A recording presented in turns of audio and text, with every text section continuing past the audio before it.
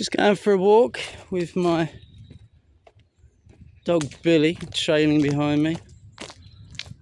It's a lovely morning, bright and early, so I thought I'd take a walk with Billy through the boneyard. Go look at all these graves. They seem to go on forever. I think when I was a kid,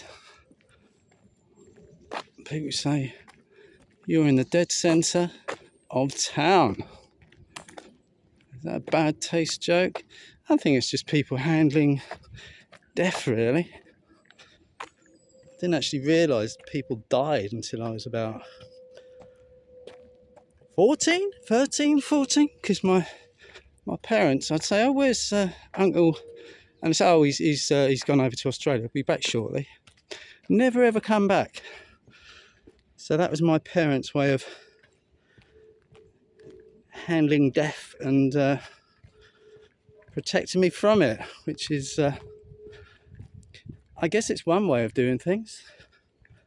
But yeah, it's the reason I like walking around boneyards, cemeteries, churchyards, what have you.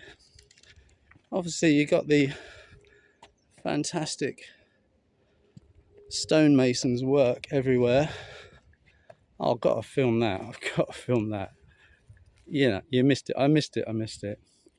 It was a crow sat on a cross. Some hooligans broken that one. Anyway, I shall take you along here and see what I can find. See what surprises lay in store. With that, I'll give you that incredible one there. And this here, look at that. That is amazing.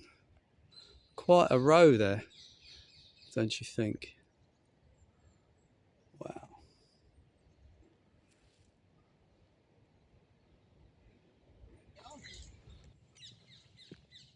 Yeah. You hear the green-necked parakeets kicking off in the background.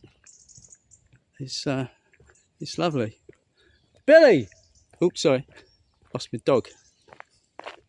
He's around here somewhere. Oh dear. Anyway, he'll turn up. Yeah, so yeah, just some of these fantastic gravestones. It's just amazing. 1831. It's just incredible. You hear that? This is the gift when you come out early in the morning. There's well, I'm going to pause on that. I've just spotted something. So hello there. As I was just saying, I'm walking around this graveyard with Billy, who just run off. I managed to catch him, and I've tied him to a tree. That doesn't sound good, but he's safe and he's happy, and he's next to a lovely Celtic cross gravestone, which I just showed you a moment ago. So anyway, I'm walking around in this lovely quiet boneyard, and I come across a few names on some stones, which is why I paused just to check it out. And basically it's the most infamous gentleman gangsters known to London and to definitely London, to the whole of the UK and beyond. You mention their names, everyone knows who they are. So it was interesting for me to see that, and quite surprising. But they were always well dressed, well spoken, polite, but there was just something else going on in the background, which I will talk to you about in a moment. But here you are, there you are. So I will show you around. So as you can see,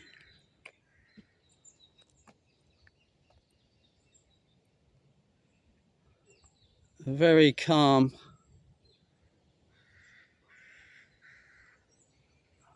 resting place. So I'll take you around, let you see. It's Charles, known as Charlie, I think. We have another Charles. So, well attended. And here are the boys, Ronnie and Reggie. You may have guessed it. I doubt it. But I think, yeah, I think I gave you enough clues. So, this is their resting place. And this is Charles. So, side by side. They were probably known as the kings of the underworld during the 60s. It looks like the rest of the family are here too. Like you, I've heard many a story and seen lots of films about their lives.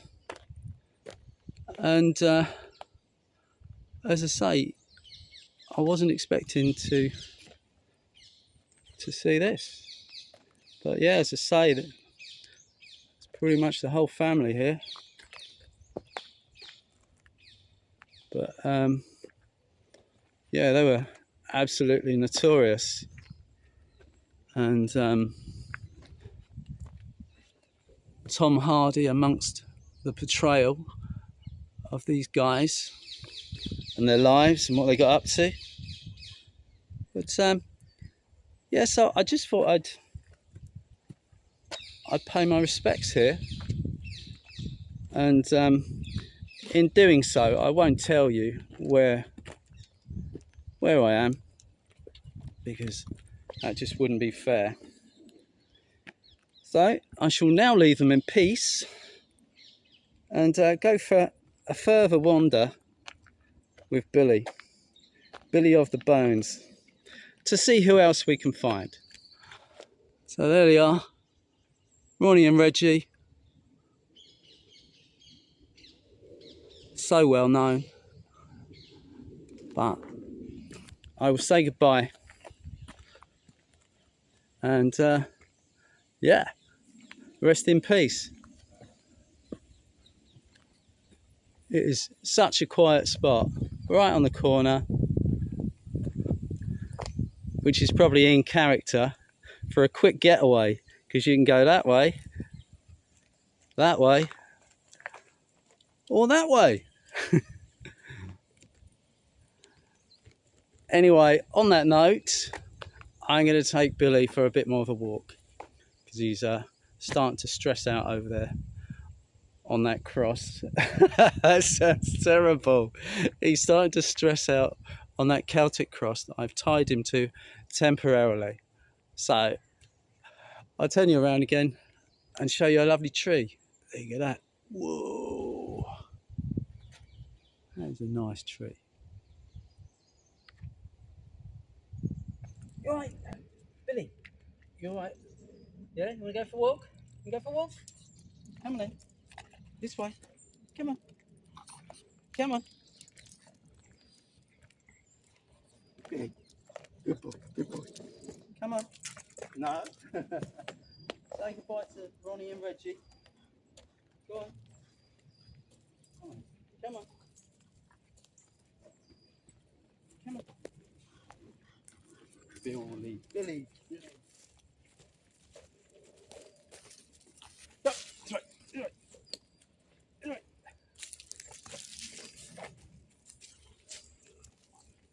Come on then.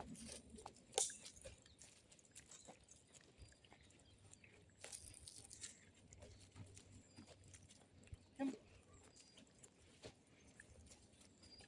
Alright, you want to go this way? You want to go that way? Where do you want to go? Go. Where you going? Where you going? Where you going? Where you going?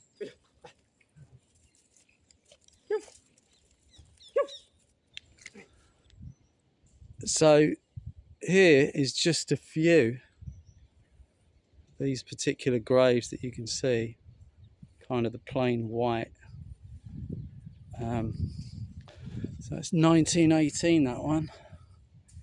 Same again there.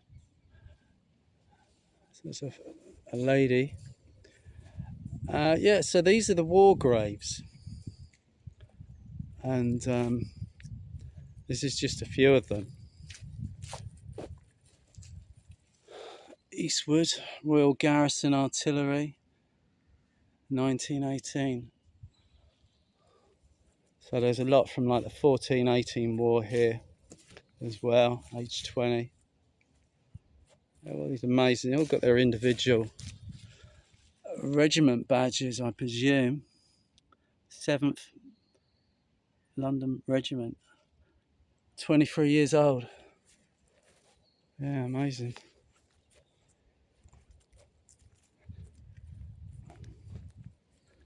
But yeah, there's a lot of them. Able Seaman, 1919.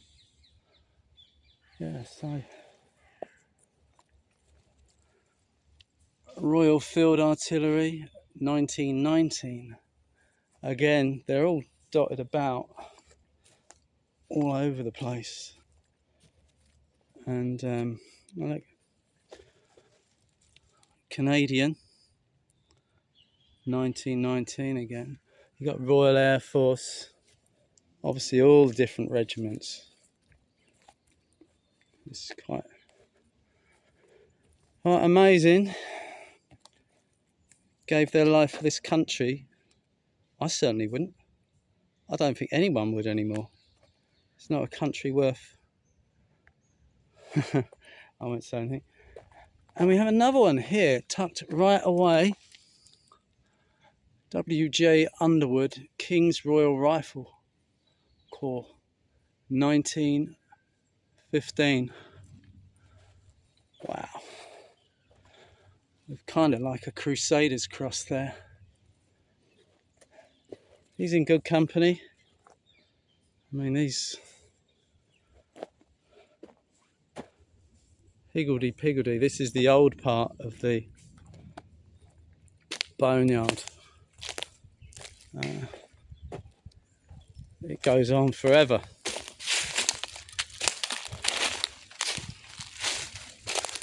Don't worry, I'm not standing on grave plots. I'm stepping around them. 1933. I think the oldest one I saw was about 1802. That was further down from where I am right now.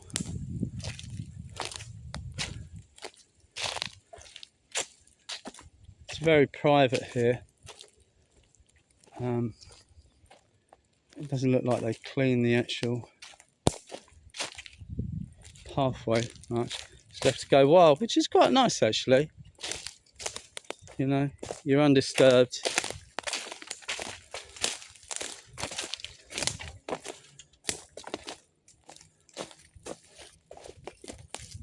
And I'm hoping this is one of those places that once you're here, you're here. That's it. Obviously years ago. There you go, got another one of those in the middle of it. Well, Army Service Corps, 1917. He was 19 years old. That's not good. That's one of the more bizarre crosses I've seen. Let's take you, yeah, that is. Take you around the other side of that. Yeah, I was just saying, obviously, I was recently at the oldest wooden church in the world. There you go. In all its glory. You can see that lovely background. Yeah, in that church, basically the main stones and markers were of the sort of wealthy people. The commoners would have been put all over the place with unmarked graves. And if they decided they want to put someone important there, they would dig up their bones, move them, and then put someone wealthy in their place. And they would just keep moving those bodies, bones, whatever you want, around. And yeah, but here it truly looks like once you're planted, you stay there. And I'll just give you a little pan around. I mean, we're in a heat wave at the moment. I thought it was hot. No one told me. I just thought it was hot, but I don't watch the news much because I know it's all lies. And well, mainstream media news is generally just whatever they decide on when they flip a coin on that day. Maybe like years later you'll actually find out the truth on that channel. You never know. By then it's irrelevant. So what kind of truth is that? It's yeah, it's a fantastic. I've been here before, but I've not actually been to this part of the boneyard. But it's very impressive. All these mausoleums along here. When I was at the oldest wooden church in the world the other day, there was a guy there, one of the trustees, caretakers, and he was sort of telling me a story about one of the mausoleums, and they had a guy, a friend of theirs, helping out just now and again, volunteer, and he was clearing the place up. And with these mausoleums, you've got the kind of decorative part, and then usually in front of that it would have been wooden, and the family would kind of be in there. And he went through that wood. It was probably oak, it's probably there for years. He was just unlucky, went right through it and ended up joining the family. And everyone had wondered where he'd gone to, and they found him eventually in that position. And yeah, he was shaken up, to say the least, surrounded by all those people. But you know, they're not going to hurt him, are they? It's the living you got to worry about. These guys have already done their best, or their worst, depending on your point of view. But yeah, it's a fantastic place. I'm going to not show you any, trying to not show you names and labels. We've got the RAF and military cross here. Again, that looks very much like a crusader's sword. And then you've got the RAF logo. There's someone taking it easy there. And you've got that one as well. Nice benches. Yeah, so there you go.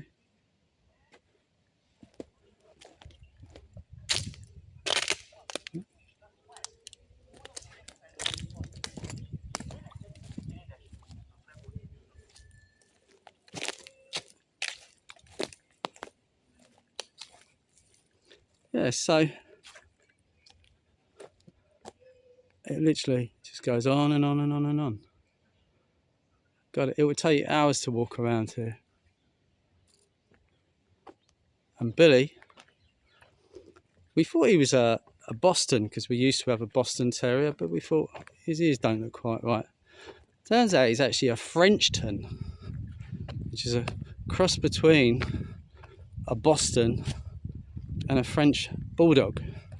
So he's really mixed up. He hates standing still, and he's a real handful. I think he's like 2 years old, going on 3, but he's an absolute loon. Good with it, but sees another dog or a person sometimes, he just wants to tear their head off, and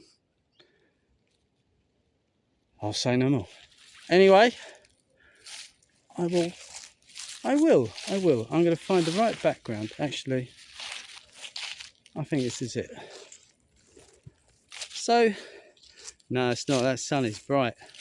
Sun is so bright. It's bright that way as well. It's better to be bright in my eyes than your eyes. So I'm going to cop out, hide behind a tree.